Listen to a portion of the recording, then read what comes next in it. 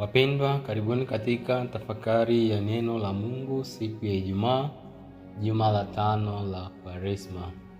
Masomo ya leo yanatufundisha kuwa na imani thabiti, kuwa na ujasiri na matokeo ya kushika neno la Mungu katika maisha yetu. Katika somo la kwanza leo kutoka katika kitabu cha nabii Yeremia sura 20, tunaona juu ya unabii wa Yeremia aliyeishia kushughulikia hofu na mashutumu ya watu waliokuwa wanamvizia kwa sababu ya ukweli aliohubiri. Yeremia anatufundisha kuwa imani haiwezi kuwa bila changamoto. Kuishi kwa kweli unaweza kuleta upinzani. Daima kuwa mkweli unaleta upinzani, ukosefu wa haki na hata kuleta hatari. Lakini kielelezo cha nguvu ya Mungu ni dhamiri. Bwana yu pamoja nami, mfano wa shujaa mwenye kutisha. Kwa hiyo hao wanaonionea watajikwaa. Masomo haya yanatufundisha kuwa Mungu yuko pamoja nasi pale tunaposhikilia ukweli, na anatulinda dhidi ya adui na dhuluma. Hii ni mwanga mkubwa katika maisha yetu ya sasa. Wakati tunapokabiliana na uovu, hofu na uonevu, tunapaswa kushikilia imani, ambapo Mungu ataweza kutusaidia kushinda changamoto hizo.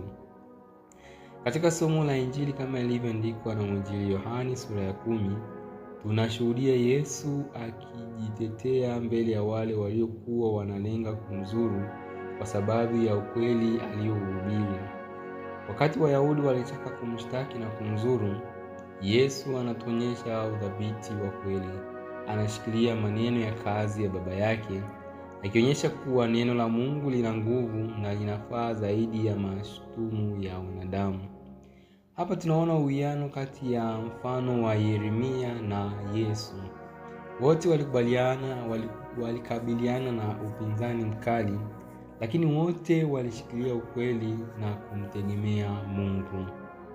Leo hii somo linatufundisha kuwa katika maisha yetu ya sasa, pale ambapo watu wanaweza kutuonea vibaya kwa sababu ya haki, ukweli au imani yetu, tunapaswa kushika neno la Mungu na kufanya matendo mema yanayopendwa na Mungu, ambayo yanampendeza Mungu.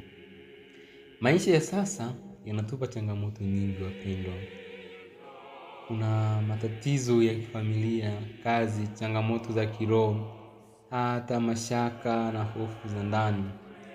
Masomo haya ya leo yanatufundisha kuwa tunaposhikilia ukweli na kuishi kwa imani, Mungu anakuwa pamoja nasi, akitulinda na kutuongoza.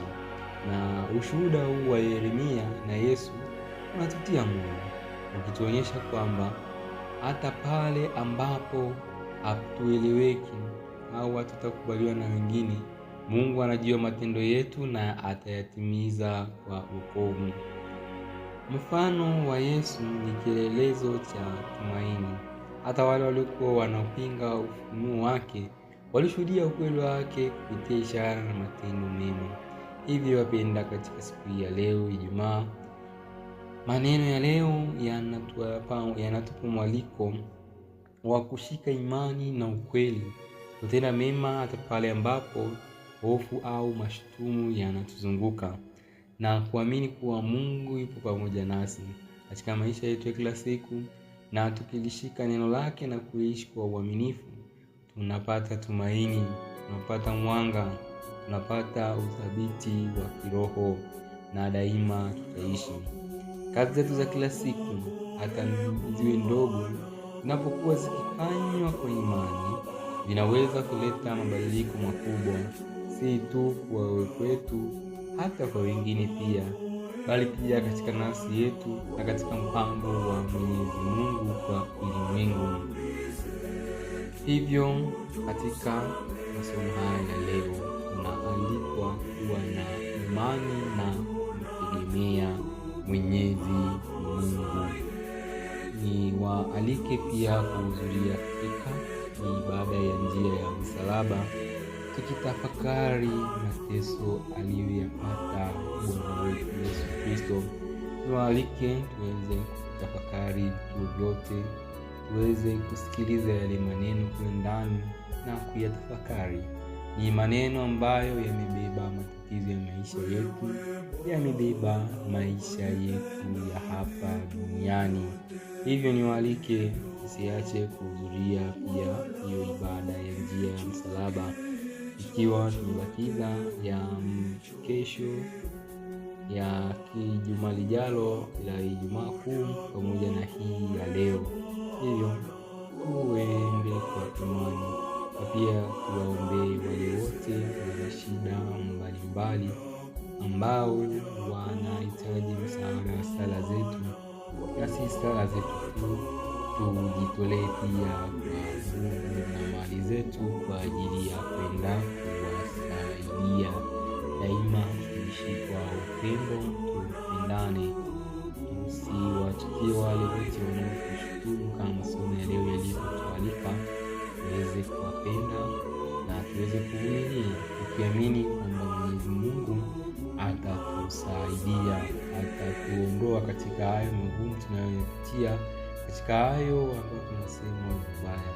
Katika dunia hii ya sasa, wapo watu watakusema vibaya, wengine watakutengenezea hata story ambazo ni ngumu au ni ngumu kuzipokea. Lakini kwa neema ya Mungu, mtumainia Mungu, utaweza kuyapokea hayo yote, utaweza kupitia changamoto hizo zote.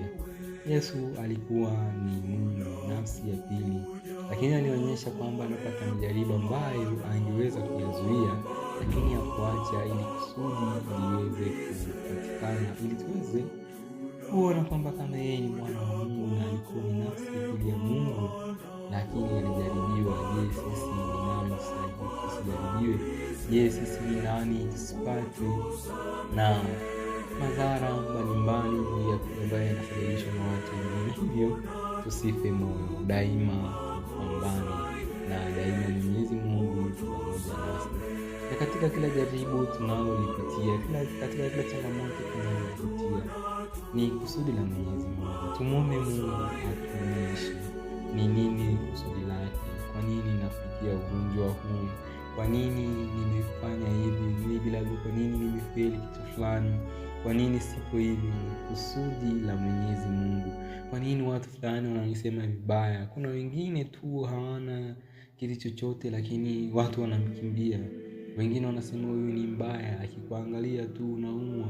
Wengine wanasema kwamba wewe ni mshirikina, unafuatilia mambo ya kishirikina, na angali kweli wewe ni mtu mzuri sana, hawashughuliki na mambo.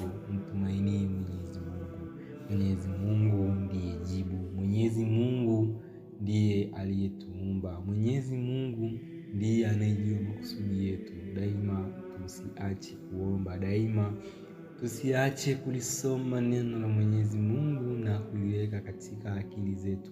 Changamoto ni nyingi tutakazozipata, lakini daima tumtegemee.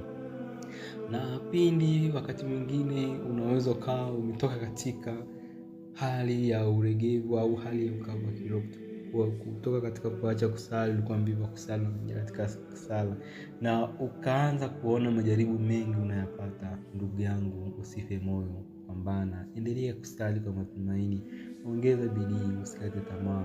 Usione kwamba Mungu hakusikilizi, lakini kupitia yale majaribu unayoyapitia, kupitia zile changamoto, Mwenyezi Mungu anakusudi na wewe. Wapo watu wengi walioteseka, lakini mwishoni Mungu alijionyesha utukufu wake, aliufunua utukufu wake. Napenda sana kuangalia kisa cha Yosefu, mtoto wa Yakobo. Ndugu zake walipomuuza, akaenda utumwani, akapata kesi, akasingiziwa, akapelekwa gerezani. Alikuwa anamtegemea Mungu, daima alikuwa anasimamia ukweli, na mwisho wa siku akawa mkombozi wa watu wa Israeli, akawaokoa na baa la njaa uwe ukanda wote. Hivyo daima tunapopata changamoto, tumuombe Mungu atuonyeshe ni nini anataka. Mafanikio mengine yanakuja kupitia changamoto, yanakuja katika kufeli, yanakuja katika kupingwa, hivyo tusikate tamaa, yanakuja katika kukosa kazi, hivyo tusikate tamaa. Tumuombe Mwenyezi Mungu. Naye Mwenyezi Mungu daima ni Mungu wa upendo. Tukiwa na imani kwake daima atatusaidia. Tumsifu Yesu Kristo. Niwatakie Ijumaa njema na mfungo mwema.